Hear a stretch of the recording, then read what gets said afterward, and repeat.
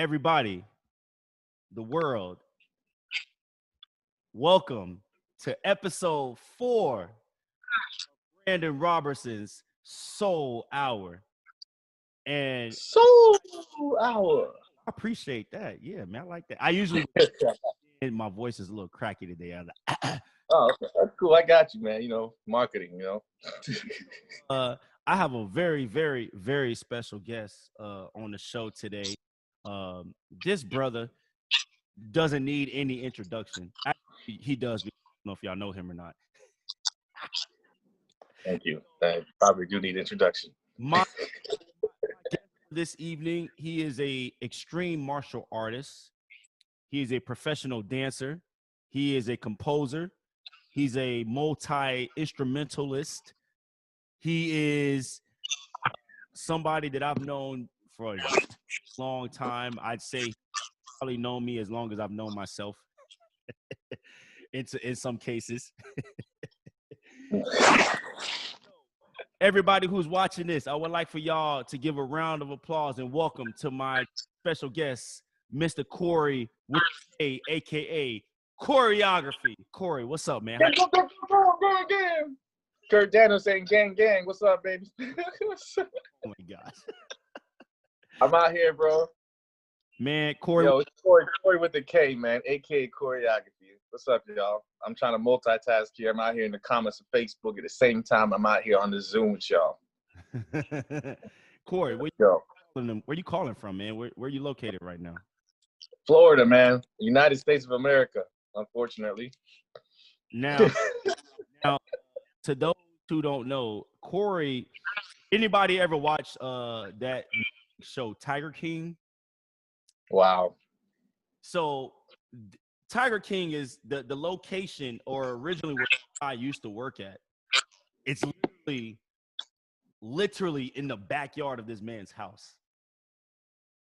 Like, I'm not even making that up. He legit lives in his backyard. It's crazy, actually, to be honest with you. You could actually hear the lions roaring in the bedroom. It's like that deep right now. Yeah, there's a 3.5 mile radius the Lions Roar is. So when we go to the bus stop in the mornings and wait for the school bus, we hear the Lions roar. I guess when feeding time and stuff like that. It's kind of nuts, you know. Literally, you go to Lion Country Safari, you turn right before you get in there, the gate's right there. You see the flags, you turn, and that's my neighborhood. Pretty much. I don't look country like that, but you know, I am. So to my viewers, to give y'all a brief background, you know, Korey and I, we met in college, back young. We were young men, you know. Still are young men. We are still young men, but you know, we are young men.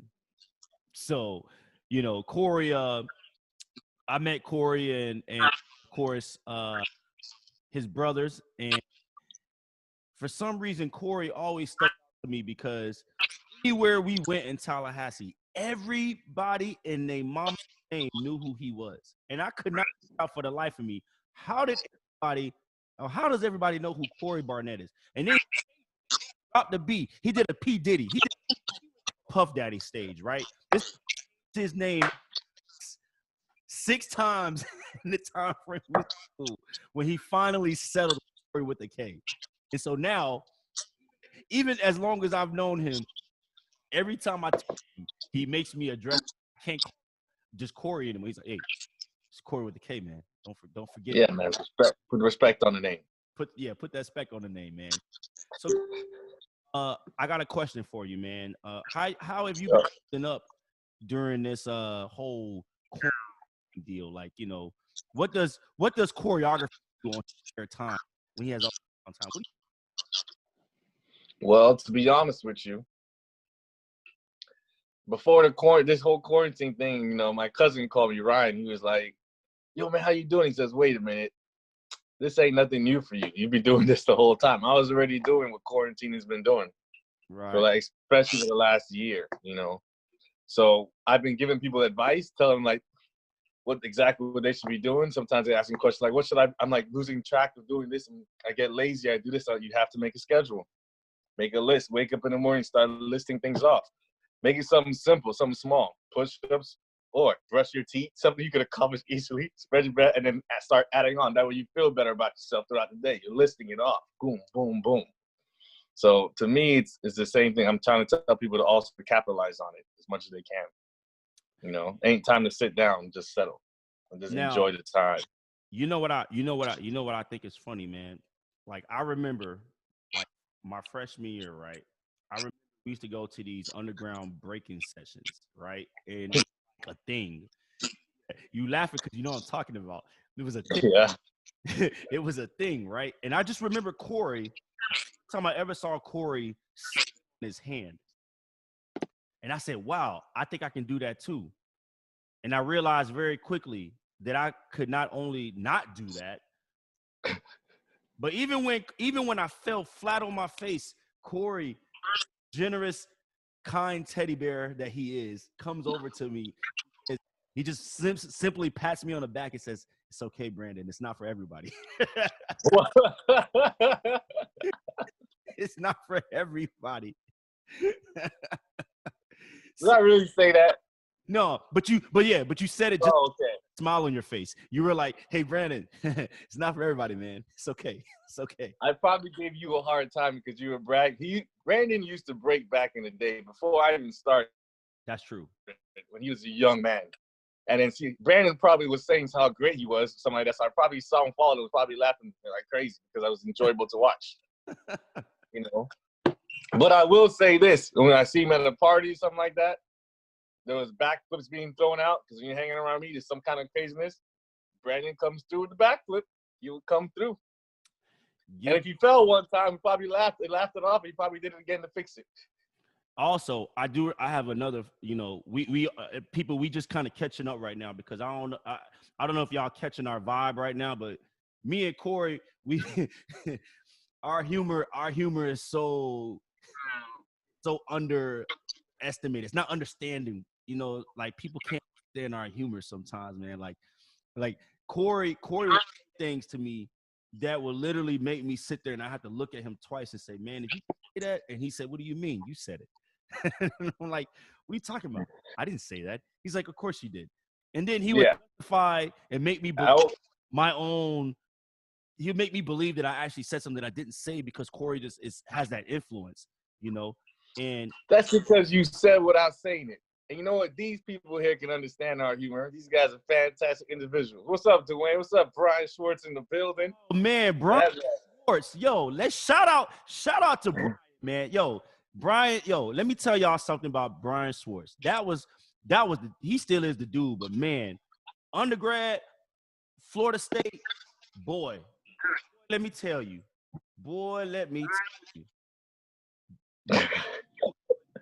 The best events. And if you weren't at a Brian Schwartz event, you was lame. Like it just had this about you that. So Brian, hey, shout out, man. I'm glad. I hope you're doing well, man. I hope Dwayne. Bro, let me tell you something real quick about Brian Schwartz. Okay, tell me. This man he even taught me a little bit about marketing, which helped strongfold some of my marketing ideas in the future and for other companies. The thing is, this marketing genius of what he did. You imagine coming as a freshman in the college, right? Mm-hmm. And then everyone's asking you what to do, especially if you're a social butterfly. Yo, what to do? In our mailbox, we had a list of what to do for the entire week. We're like, bet. Oh my gosh. Could you believe it was this man's events? He made the whole city base it off those events first. And from then on, that's how it formulated in its own. Right. So props on that. Brian Schwartz. Props. Shout out, man. Corey, while we on the topic of Tallahassee, what was it like? What was the scene like when we first? Because you was already in Tallahassee before I had got there. So what? That's an assumption. Oh, you know what? I know that you've been there since 1999, but you won't admit it. Oh, wow. Get out of here. I was expecting you said 1912. Yo, before mailboxes. That's right, man. Before mailboxes. Brian Schwartz, this guy. Yo, okay, they clowning right now on this thing. Man, listen. Tell me about the dance scene. I need to ask this because people. Okay, so for those that know Corey probably one of the best dancers I know, man. Like I would literally, I would bet $1 million on Corey that he would take anybody. That's how confident I am in my brother. You better hope I'm having a good day then, man. You know, even on your bad day, you make me look better because if I tried it, I'm gonna fall flat on my face. So it's gonna hurt. You dig? It's gonna hurt. That's gonna hurt, man. But tell me about the dance scene, man. Back in the day, like tell me about the dance scene. That's a good question. A lot of people don't realize that FSU actually had a stronger dance scene than it does now. And even before I got there, it had a dance scene. Even a breaking club before I got there. So, matter of fact, to be honest with you, I actually learned because of the breaking scene at FSU. There was a guy that most of y'all know named Alejandro. He at the time was all up in the breaking. He was doing all his moves ready from high school and everything like that. I was playing basketball, soccer, music, and all the sports and everything. I wasn't bothered about breaking. Mm-hmm. And I went to a couple of practices. I was just hanging out. And eventually, long story short, somehow I ended up getting involved with it. There were some nasty dudes. Later on, somehow the club fell into my hands. The guy was leaving. They didn't want to let it fall apart, and I kept it alive, basically. And then passed it on from there. So it was a scene before I even got there, which is crazy. And they kept that junk strong. Now, I'm only bringing this up because I remember I have a great memory. I'll never forget this, man. It was like the first time I'm going to use that against you in the future. No, so since I saw my man Brian pop up on the chat in the comment section, Brian did this. I hope he can. If he's still watching, you can probably correct me if I'm wrong, B. But Brian had hosting his phone at Floyd's. Now Floyd's. I love how Brian Schwartz is in here. He was a big impact on a lot of stuff. I wouldn't have survived 4 years at Florida State without him, man. Like I wouldn't have met anybody I would have known without his events. But he had this phone party that he hosted, and I remember Brian, celebrity who would just walk, he'll speak, and then you wouldn't see him for the rest of the night, and you'd be like, "Where did he go?" It was like one of the, how rappers come, they make an appearance and they get paid. It was like you would see him, see him anymore, but everybody there was because of him, right? So phone party, and I'll never forget. I just will never forget going there. And we, rest in peace to the king, to your brother, my man KB. I remember we was in there, and all of a sudden, this massive dancing session popped out in the middle of the dance floor at this party. And if you can imagine, while people's trying to break dance, it's wet. It's wet. It's just wet everywhere. And Floyd's was dirty. Like, you wear white sneakers in that place because them joints would come out looking like tar. Like, yeah. And I remember KB tried to do this little spin and he kicked a girl in the face. He straight up whack. Just whack. And you Barnett's are tall, man. I'm tall brother. So like the long legs didn't quite, miss the face. It get hit contact. So, I was just kind of like, wow, man, she flew. But what was cool about it was because it was so much foam, you couldn't really see where she went. What was cool about it? Yeah, it was cool because I was like, man, I wonder if she got hurt. But I'm pretty sure she just popped back up and it was like, yeah, man, it was deep. So, the dance scene, the reason why we bring this all up, people, is because dance and music in Tallahassee, like it was hand in hand. And the only person in Tallahassee who literally who and had the impact of that was Corey. So my next question, Corey, to you is, I know you started a studio there, man, and you was teaching. I think you still do now, but you teaching it's dance moves and you work with different types of children. Some kids who are very rambunctious, and some who are very and crazy. But then some kids who might have special needs, and you kind of very for all that, man. So how do you incorporate the music and the dance kind of different? Well, there's a couple things. First of all, Dwayne says, why'd they shut that strip down? There's several reasons of what happened over the years. Down. I don't even know why you asked that question. At least he didn't get bulldozed. Second, Brian Schwartz. And as soon as he showed up and you talk about dancing, that's the first thing that came to my mind. Brian Schwartz said something about Corey remembers breaking the lower lounge competition.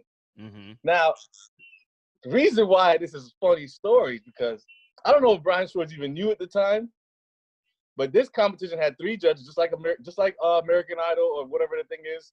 And Brian Schwartz is basically the Simon Cowell of this competition. But no one told him to be. No one told him to be. This is before me and Brian got to know each other pretty well, And like, there's the 3 biggest contenders. All the top contenders we were all friends. There was Alfred, who now runs his own capoeira studio in California called Fit Arts. Mm-hmm. There's CJ, who people now know her as Lana, WWE. Yeah. And then there's Alejandro, the graphics extraordinaire, who's probably fallen off in his breaking skills. You gotta practice, yo. And then there was me. But here's the thing. Brian didn't know that I was very young in learning breaking. Okay, I was like a year and change into a year or 2. I was just catching on quick.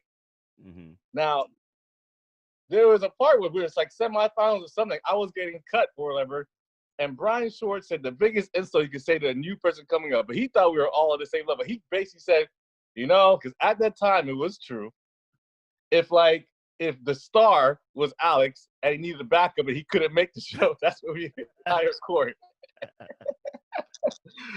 And every whole audience got quiet, like, damn. Yeah, it was like that. But at the time, it was like Alex was like Vegeta.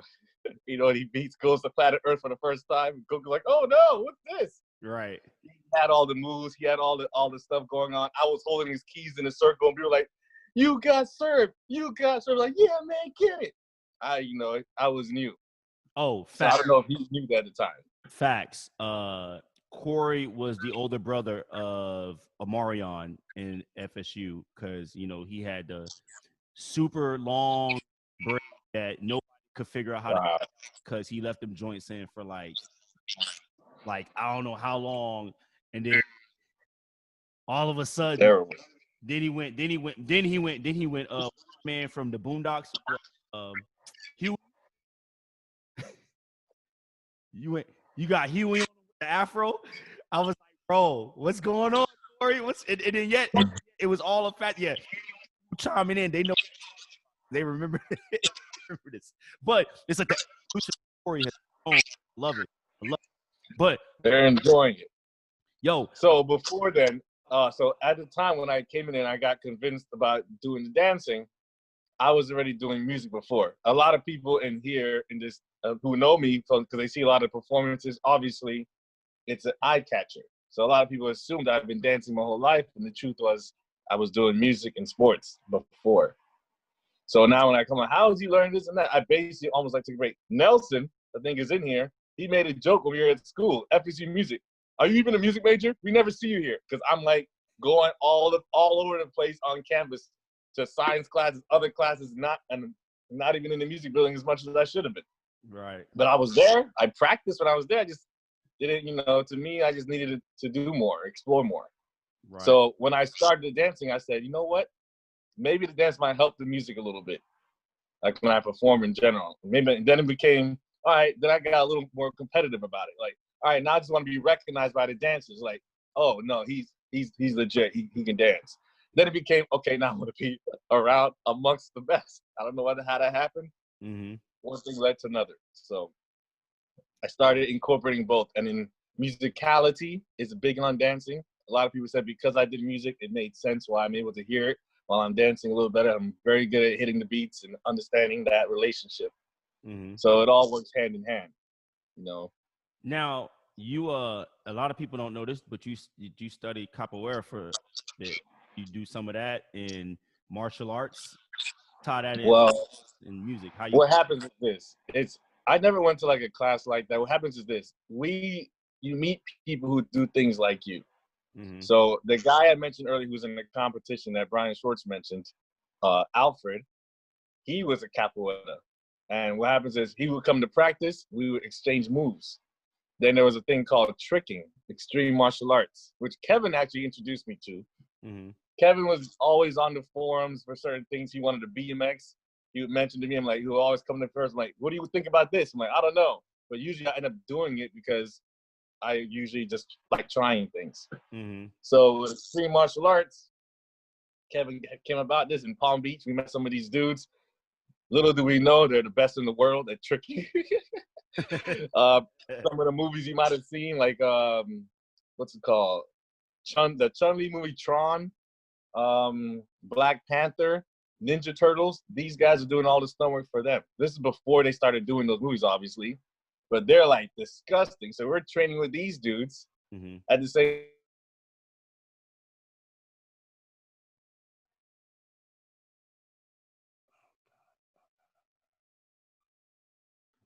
Okay, so we might have hit some technical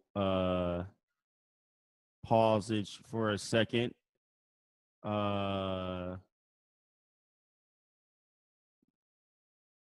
We probably hit technical difficulties. Don't worry about that. It's all good. I won't mention his name, who tried it also in the competition, in the lower lounge competition. And when we asked him, he thought he could do it because he felt pumped up. He didn't make it.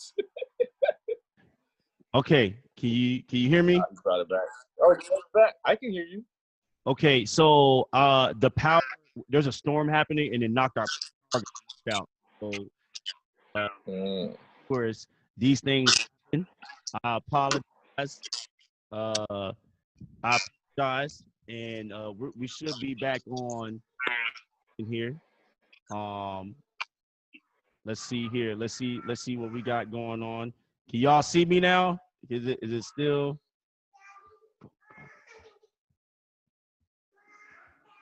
Can y'all see me? Can you guys see me?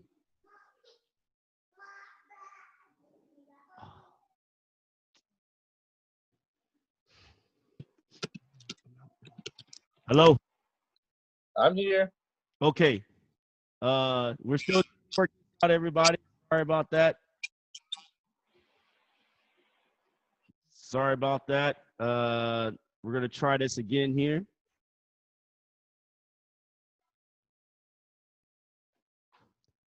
Corey, we can just keep talking for right now, man, until my screen pops back up.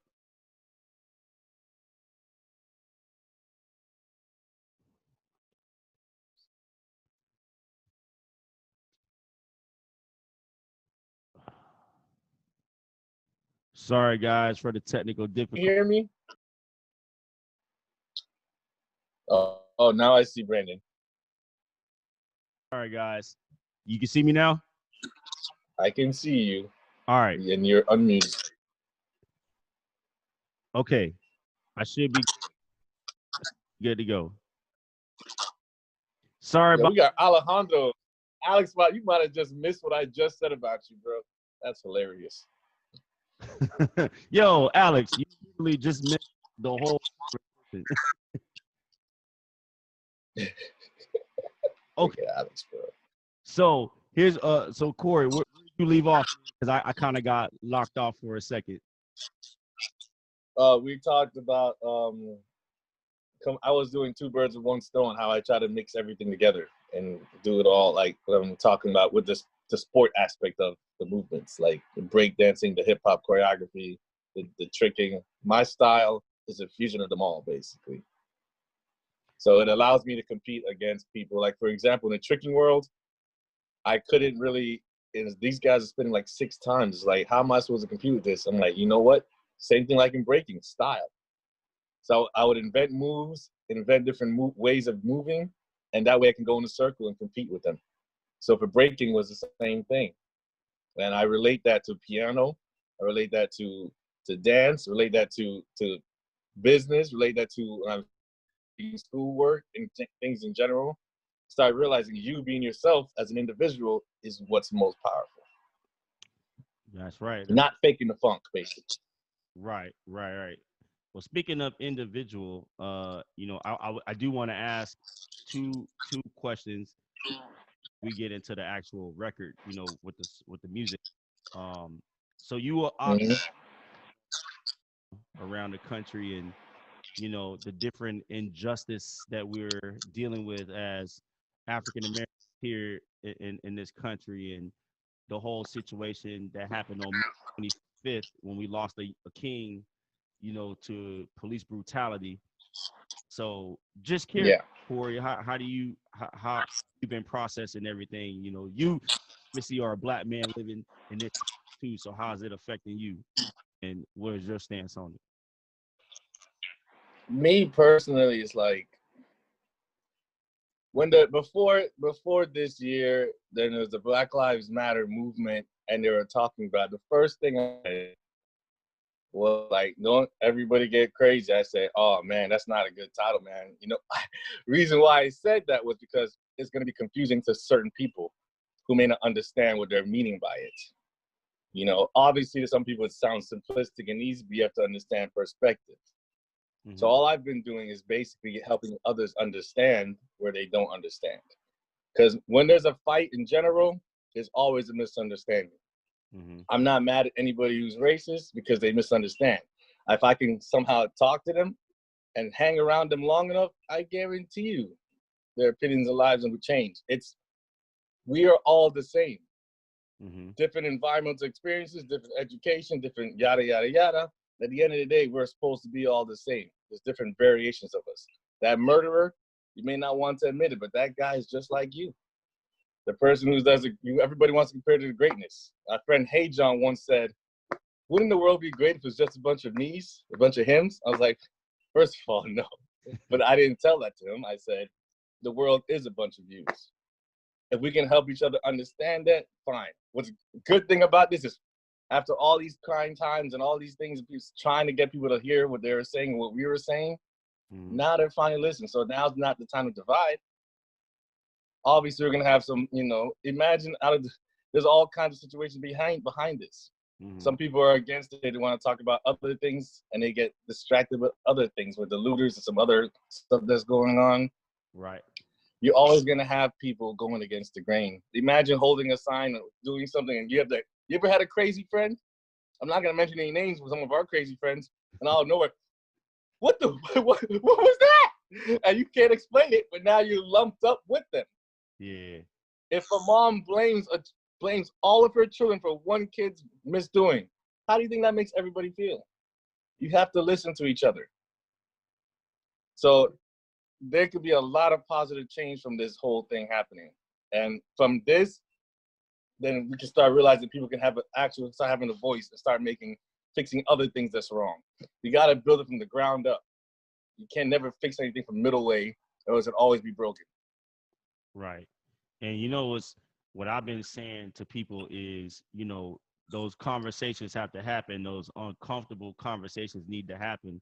I mean, I've had a lot of my white friends call me and ask me questions that they were so afraid to ask me before because they thought I viewed them as being racist. And you hit it right on the nail. It's like, well, you're just misinformed. You're not educated.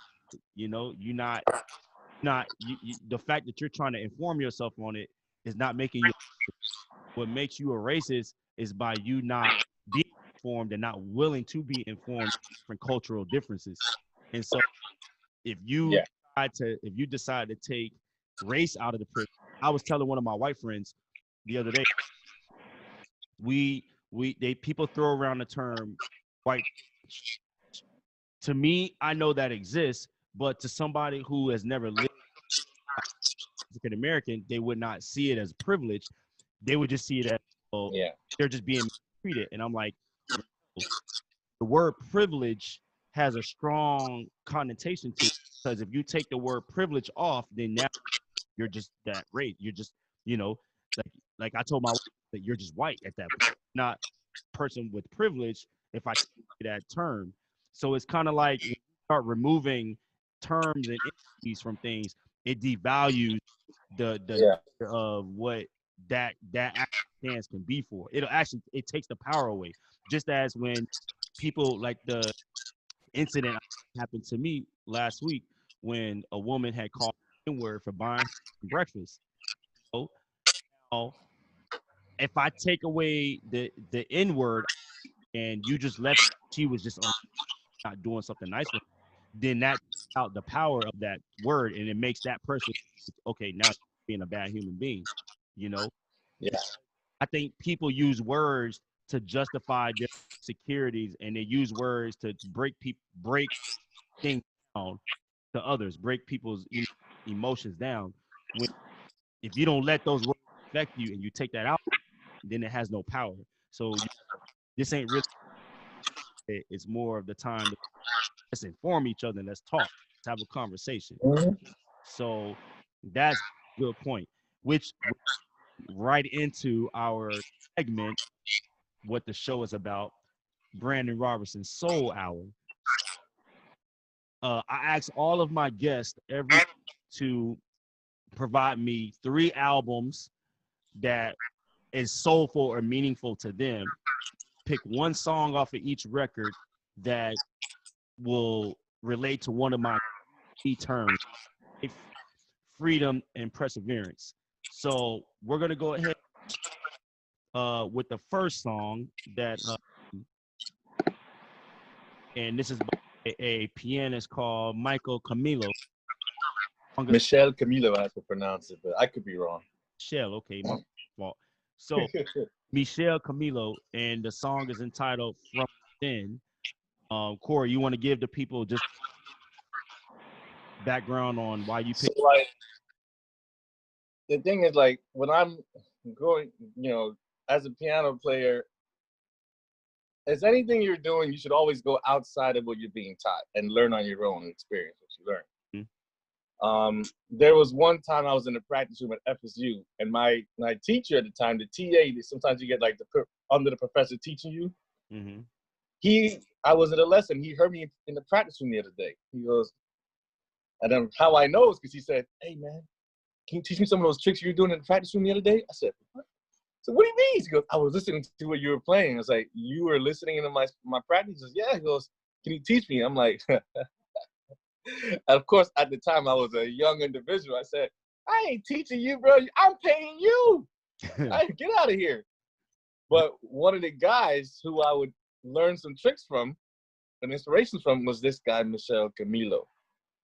And in the Latin community, I played in a salsa band at FSU under Papo, and he didn't let many piano players play because a lot of people, the rhythms are hard for people, and the piano rhythm especially to understand. If you're not born from there, it's hard for you to get a hold of the clave and really understand the rhythm. Luckily, your boy Corey the K was okay with that, but I have a lot of influences growing up, looking into things, and being maybe being Jamaican helps. I don't know what you want to say about it, but I was able to figure it out. Right. They put their life into music. I'm not gonna lie to you. Out of making different styles of songs, salsa is hard to make. It's authentic. The musicians are on point, and the instrumentation is crazy. Michelle Camilo, I definitely owe him a thank you. I got some influences from him and certain tricks he does. You may not see the trick, but you can feel and understand what he's playing when you hear this track. Okay. I always recommend this for other piano players too. We're gonna play a little bit for the audience, so they can just hear a bit of it here. I'm going to. All right, we're gonna play just a bit of it.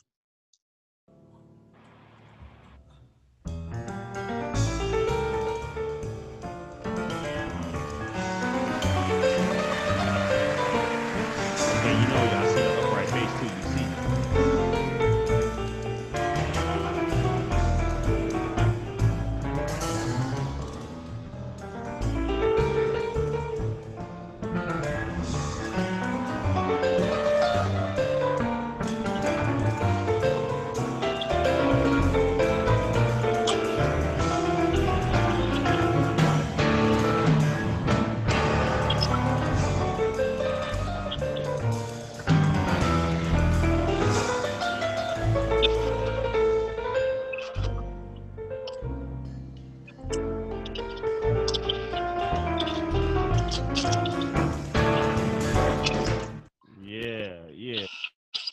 Corey, you said this song was life.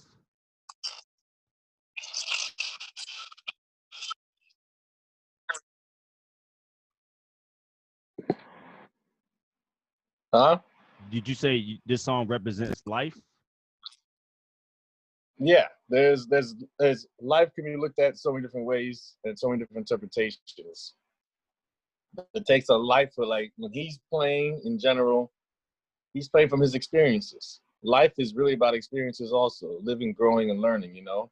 And all that, when you hear all those musicians in there are playing from their own experiences, but they're all collectively playing together. You can see the joy when they're playing. You can hear it, you can feel it, you know? Life, like when I'm playing, the whole thing was like when I get older to play like those old guys, like how he is now, that man, it's like he doesn't miss a beat. But when you him strike the keyboard a certain way, he's putting life into that song. You know, one man can play the same thing. It was not gonna sound like that. You know, what is life? Look at Brian Schwartz. He did influence a lot of us in town, right? Y'all said it. I saw some of the comments. It's funny because today he just posted something about how leaving that life behind, the nightlife, and how he's doing something new. It's a whole different. He grew from what he was before to now, but he still influenced and still helped people, even though it's a different time period. He's grown from that, and that experience is also contributing to what he's doing now. Right. Everything that you do from the past will contribute to now. Now, like a wise man once said, the past is in the past. You either learn from it or you run from it. Exactly. Some of y'all make capital. Well, you know, I appreciate that summary, man. I appreciate that summary. Let's figure out to go to the second one here. Second one is dope. That was Rafiki, by the way, who said that. In case y'all didn't realize. We caught that. Man, this second song actually is pretty dope. I never heard of this band before, and then I realized they're like a techno marching band. It's that's the best way I could describe it. Is that how you would describe this group? The Mute? There's multiple. You can describe it how you want to describe it. Just make sure you put some of the links in the comments, in the comment section for these people, because I think Adam just mentioned that it was like browning out, it was browning in and out for them. They want to hear that beautifulness. Well, Corey, if you think on your end, you want to submit a link. Okay. Yeah, fine. I'll go look it up and then I'll submit the link while having an interview. I got you. I can multitask. It's cool. So listen. Next one. Hey, it's called. A lot of people don't listen to, but if I'm recommending a song for people to listen to, I always tell them this is one of the songs I tell them to check out. Okay. The song was already made before. They didn't make the song up. I think the guy is Dennis Ferreira. I think his name is. Regardless, the song Hey, beautiful rendition. And it's very few times that I actually wish that I was there at the event. This 1000%, you could feel it. Like, and the horns add on top of it. You can feel when the horns coming at you. I wish I could be in the middle, but I'd probably be recording at the same time, enjoying it at the same time, knowing me. But it's like, you can feel it go, oh. So you can play like somehow in the beginning, but also somewhere in the middle or the end, one of those two. This junk is fire. Okay? If you don't like it, then you don't appreciate music. And then there's so many soul records we could have been through, but I feel like a lot of people picked the regular soul records and they got you on that. All of these songs, there's soul involved in it. The horn players, the guys singing, Michelle Camilo, all these people have soul in it, and soul is coming from a deeper root. This is real live music and is unique. It's like the marching band, but at the same time not playing a song that is techno, like you said, because the DJ does play EDM stuff. So, but it's played with live instrumentation. Right. Oh, you put the link in there. Good. Yeah, I was able to throw it in there real quick. All right, you found it faster than me. Okay. Would you want me here? Let me play a little bit for folks here. If it comes out brown, everybody don't worry about that. But I did link the song and he was referring to the comment section. Drop it in the comments. But let me go ahead and see if we can play a little bit of the video here and see. I got copies.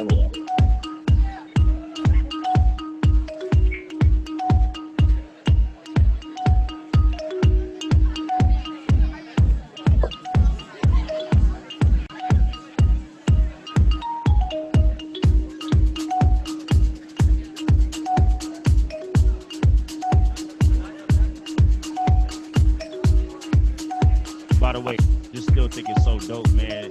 He has like a little xylophone kind of set. Just an ordinary day. You came around, had my feet on the ground. So they said, just an ordinary day. You came around, I had my life There's on too the many people on here. Yeah, the horn. And it's all because I heard you sing. And it's all because I walked you away. And I should have known to stay away.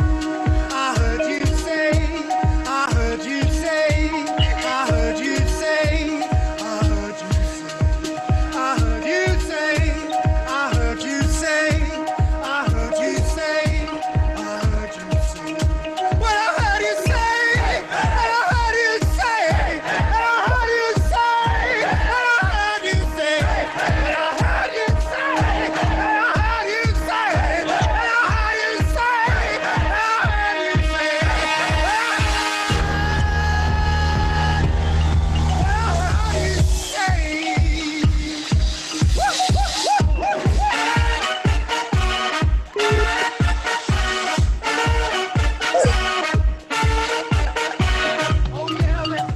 Okay, all right. So for everybody that's listening, the link is right there in the comments section. You want to check that out. And that band is killing though. So you use this song as freedom. So how would this represent freedom? Well, there's a couple of things you can say about it to represent freedom. So, one, I couldn't tell, but it looked like it was an LGBT community type event. So you know they're really feeling the music there. But the real thing is of freedom is look at all the kinds of people there. It's beautiful. And for one thing to be said, whether it's human or animals, we're mammals. You notice how a cow can go, cows will go up to someone playing some beautiful music, or other animals be quiet and be still. At this very moment, if you were there, and if the people who actually were there, nothing else really mattered. They're at that moment enjoying the present and being free. Right. Being what it is to be human, not worried about all the nonsense in the world that's going on. And they knew the response, they knew the attention, they felt it, they knew how the pressure was. No one knew that this thing was gonna be as big as it was. This junk was caught. If I'm listening to this record, I'm hearing this version, the live version, not the re-recorded version of it because it's such a success, but that, you know? Right. And I think there's some old masters that used to say in breaking and other cultures too, they were like, at that moment, it was meant for that moment. It can never be duplicated exactly the same. Right, right. And I mean, there's so many different elements of freedom in this whole video right there. and what's really cool You about know? the video is like the all ages, demographic, the different ethnicities, you know, classes. I mean, it was all of it all in one. Yeah, that was a great example. All of it All right. is beautiful. So we got our last one, and I'm gonna let this last song Corey introduce us, and you let the people know. Tell them. All right, y'all. So he asked me for 3 soul records, and obviously your boy Corey with the K, aka Koreography. I chose this last song because first of all, the other two songs, it gives you an idea of how I'm thinking and what kind of music I'm listening to. It's all kinds of different kinds of music that I listen to. And soul, yes. This next song is called Misguided Love. And I felt very fitting to add this song in there because it fits with the whole interview and makes sense. And it's still soulful. I think it was quoted in one of the articles as a new type of soul, even though it's really just music that's coming from the soul. Adrian Crutchfield crushed it, made it so soulful. Okay, when you hear this song, whether you don't like one part of it, if you don't like it, hear it enough times, it's gonna come back around. You eventually like it. Right. Music video, we want to do something different. The music video, I will say that he's about to play. The hardest thing in the interview, we had a lot of people come out to help, which is surprising to me. It started off with only 2 people, then more people kept showing up. Julian came through. Max brought some friends. The Jess Roya, the silk dancer in it. Her husband came through for the naked animals. They have to set up the whole trapeze. There was a piano there. The thing started coming to life. The hardest thing for me in the beginning was not to dance or do anything because it wasn't about me in the music video. The song means a lot. It's vague enough for you to interpret on your own, but the root of it, the real root of it is like Adam and Eve. You look at the cover photo, it's like a bitten apple. That love relationship between God and man is misguided sometimes, it may seem. The love that you see day to day, whether you're in a club or just in general, sometimes it can be misguided. There's so many elements of misguided love that we see all around. So usually there's double meaning for everything that I'm doing or saying. So I present to you Misguided Love. All right. So let's go ahead and check it out. Oh, Shane loves Hey, Hey, Hey.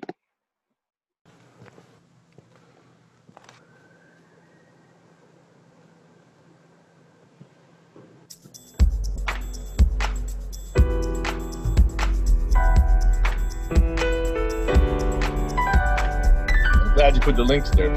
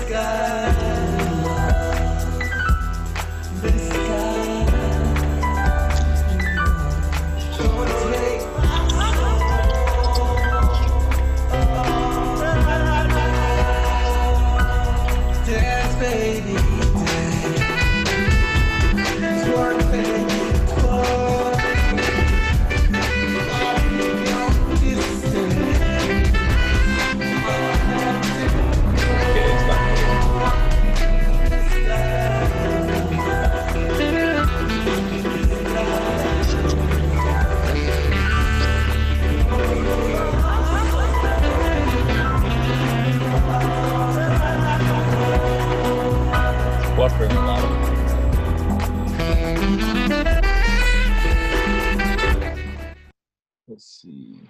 All right. Misguided Love. Why the title? Why the title Misguided Love?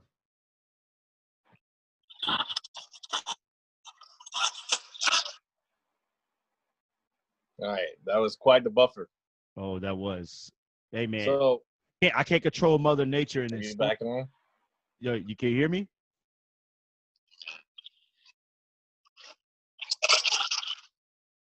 It's storming. It's storming real bad.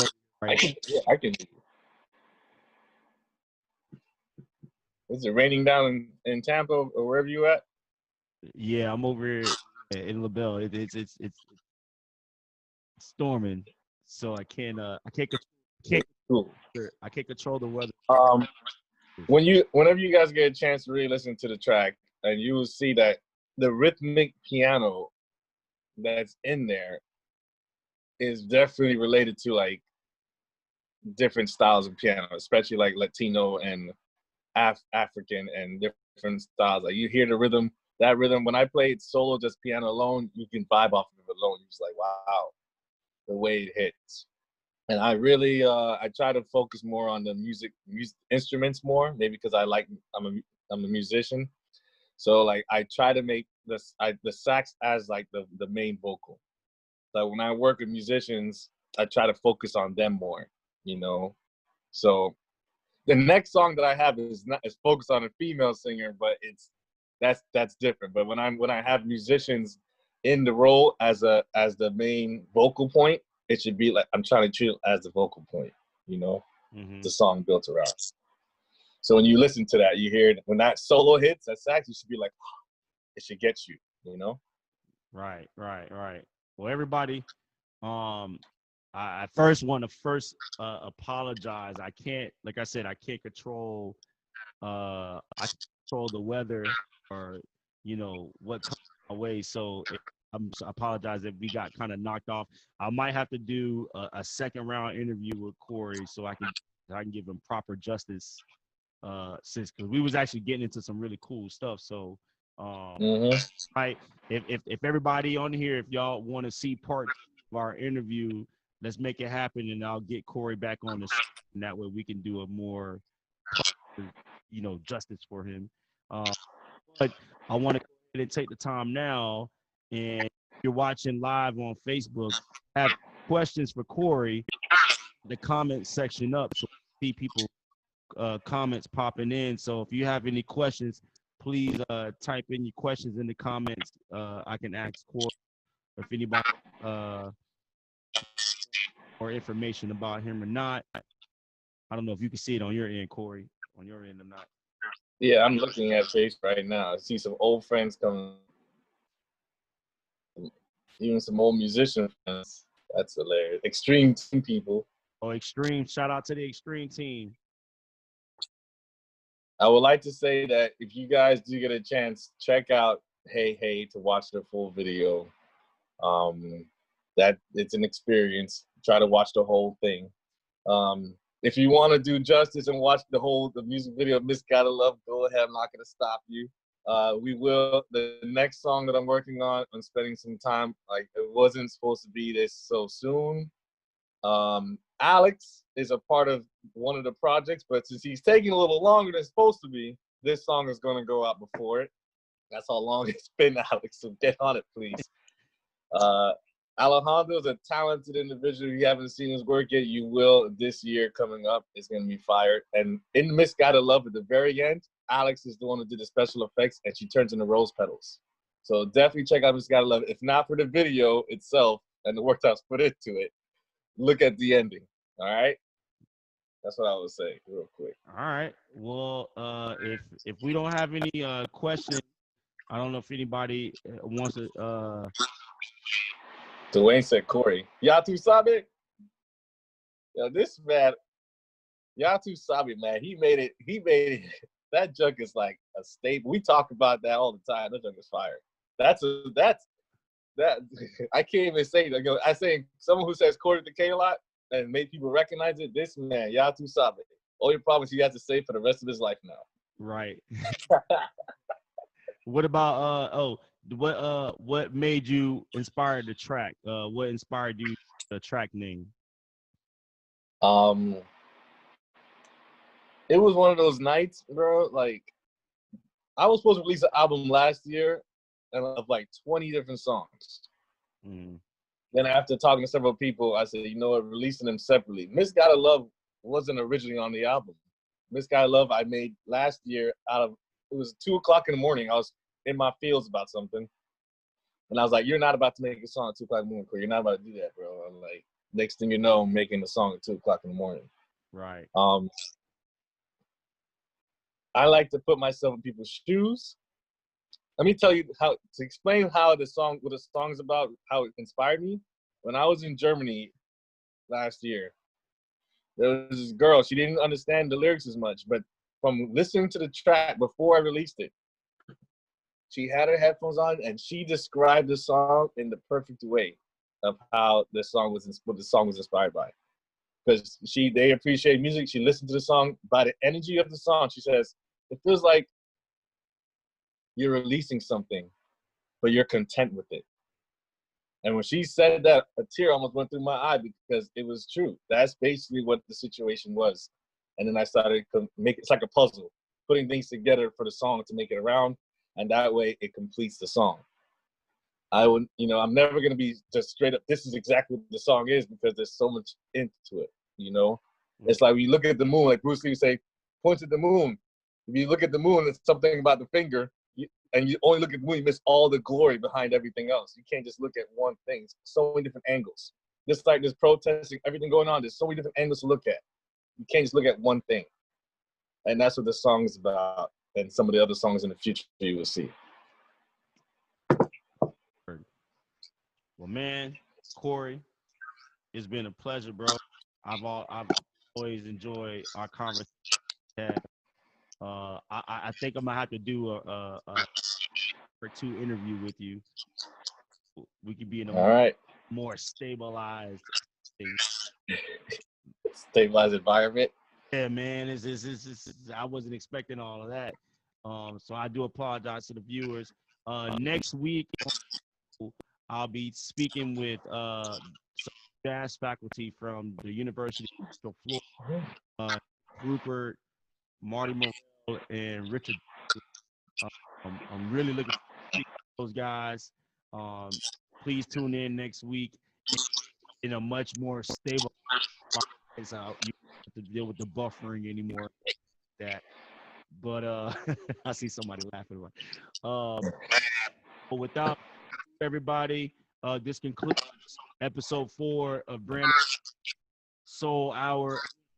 Special guest again, Korey with the K, aka Korey. The show. Hey man, I want y'all know this is me being conservative. I promised Brandon wouldn't get too wild for him. I know too much. Yeah. True. You guys, and I'll be back next week. And y'all have a blessed evening. Rest of the week, y'all stay safe here, and we'll talk soon. All right, Korey, one love, bro.